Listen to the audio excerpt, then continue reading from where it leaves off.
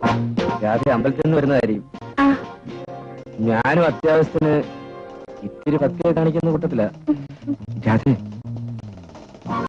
എനിക്ക് രാധയോട് ഒരു കാര്യം പറയാനുണ്ടായിരുന്നു. അതിവിടെ വെച്ച് എങ്ങനെ പറയുമെന്ന് അത്രയ്ക്ക് ധൃതിയായോ? അതോ എന്നോട് സംസാരിക്കുന്നതിന് ഇഷ്ടമില്ലാത്തതുണ്ടോ? അതല്ല, പിന്നെ ചേട്ടനെങ്ങാനും ഇവിടെ വരും. അപ്പോൾ ആ പേടിയേ ഉള്ളൂ. ഗുഡ്. ഇപ്പോൾ രാത്രി പോയിക്കോളൂ. നാളെ ചേട്ടൻ പോയി കഴിഞ്ഞ് വീട്ടിലേക്ക് വരണം. അപ്പോൾ പറയാം.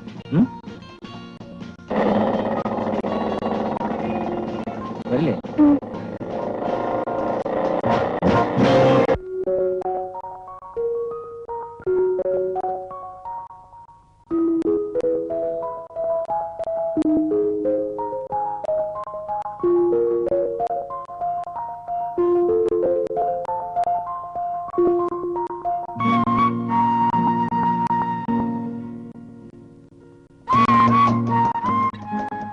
രാധ പറഞ്ഞു പറ്റിച്ചെന്ന് ഞാൻ നോക്കുമായിരുന്നു.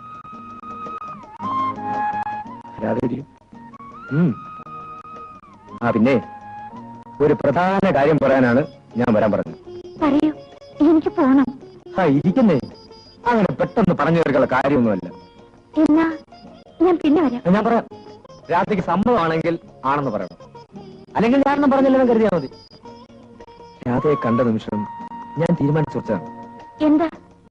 രാധയെ എന്റെ ജീവിത പങ്കാളിയാക്കണം. എന്താ, രാധയ്ക്ക് സമ്മതമല്ലേ? പറയൂ, സമ്മതമല്ലേ?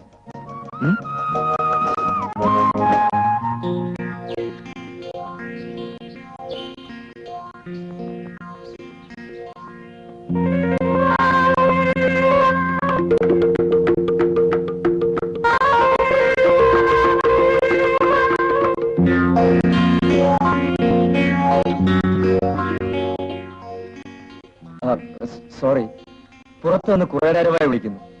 ആരെയും കാണാത്തോണ്ടാണ്. ആയണം തരുമോ? ഞാനിപ്പോ വരാം. രാധേ,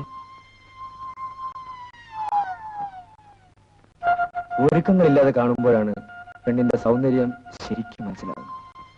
രാധേ, നീ സുന്ദരിയാണ്. രാധയെപ്പോലെ ഒരുവളെ ഭാര്യയാക്കാൻ കഴിയുന്നത് എന്റെ ഭാഗ്യമാണ്.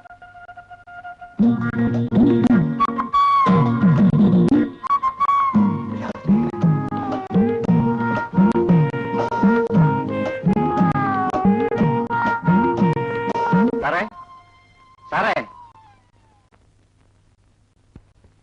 എന്താണ് എന്റെ റപ്പായി ചേട്ടാ? സാറിനൊരു കത്തുണ്ട്.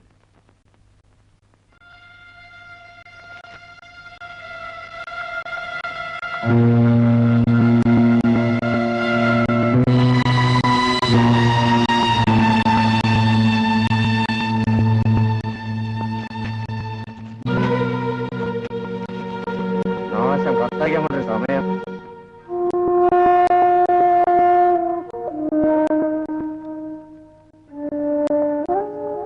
നിനക്കെന്താ, സുഖല്ലേ?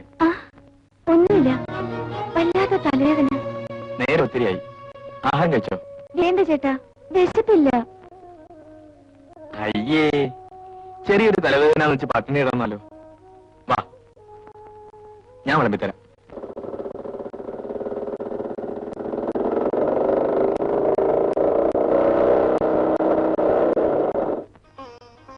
കാപ്പി കുടിച്ചിട്ട് പോയാൽ മതിയെന്ന് പറഞ്ഞിട്ട്. വേണ്ട, എനിക്ക് അല്പം തിരക്കുണ്ട്. നീ എന്താ പിന്നെ ഇങ്ങനെ നോക്കുന്നത്? ഒന്നുമില്ല. പിന്നെ ഞാൻ പോയിട്ട് വരാം.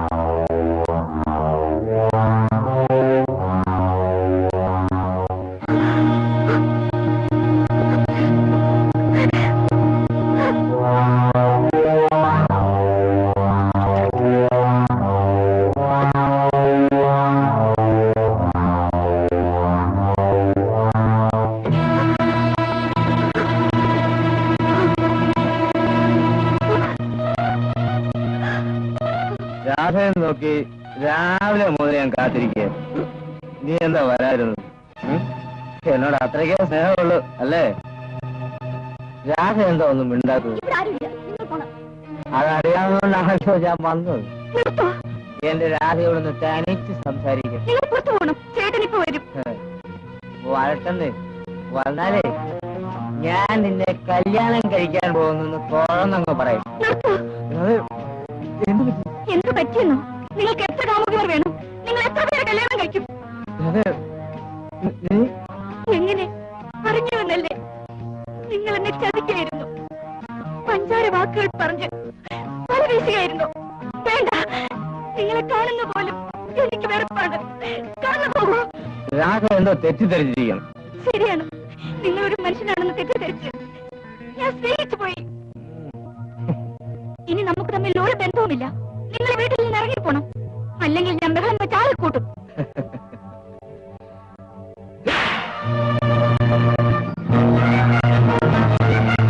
നീ അത്രയ്ക്ക് പതിവ്രതയൊന്നും ആകെ.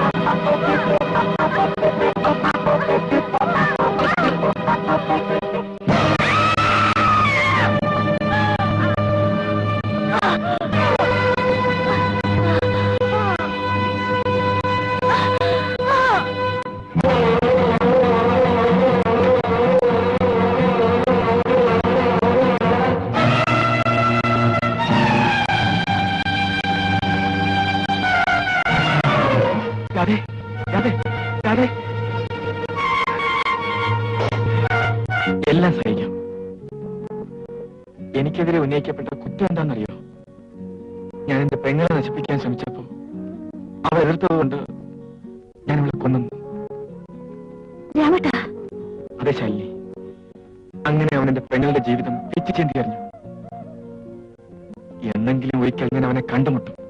ഒന്ന് എല്ലാം വിധിയാണെന്ന് കരുതി സമാധാനിക്കാൻ ശ്രമിച്ചു ശാലിനി. പക്ഷേ കടലിലെ തിരകളെ പോലെയാണ് മനസ്സിലെ ഓർമ്മകൾ. ഒരിക്കലും മരിക്കില്ല. ശരിയാണ്, പക്ഷേ ചിലപ്പോൾ ചിലരെല്ലാം മറക്കാൻ കഴിഞ്ഞില്ലെങ്കിലും മറന്നെന്ന് നടിക്കണം. എന്നെപ്പോലെ ഉപദേശിക്കാമെന്ന് കരുതരുത്. കഴിഞ്ഞത് കഴിഞ്ഞു, ഇനി പ്രതികാരവുമായി നടന്നിട്ട് കാര്യമില്ല. രാമേട്ടൻ